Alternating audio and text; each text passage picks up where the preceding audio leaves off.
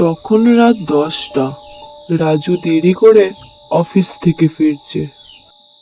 শেষ train 11টায়। Platform ফাঁকা, সেখানে কেউ ছিল না।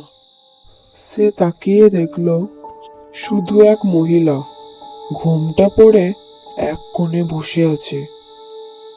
হঠাৎ একটা লোক, যার পরনে ধুতি ও গেঞ্জি, এই শেষ ট্রেন, সাবধানে থেকো। তারপর ট্রেনের হর্ন বাজলো। রাজু কিছু না বুঝে ট্রেনে উঠে পড়ে। পুরো কামরা ফাঁকা।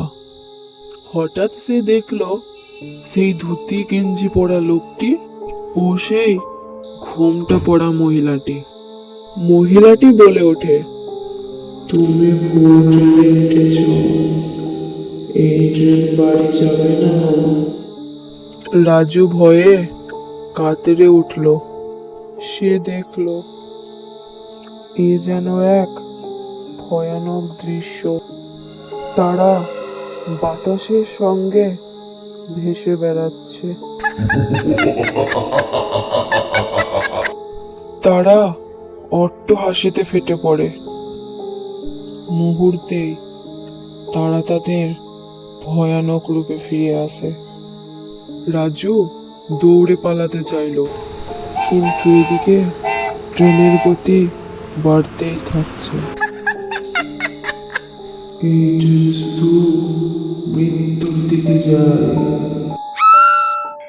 পরের দিন সকালবেলায় পুলিশ ফাঁকা ট্রেন থেকে রাজুর মৃতদেহ উদ্ধার করে। তারা জানে বহু বছর আগে এই ট্রেনের দুর্ঘটনায় সবাই মারা গিয়েছিল। মাঝে মধ্যে এই ট্রেন রহস্যভাবে ফিরে আসে।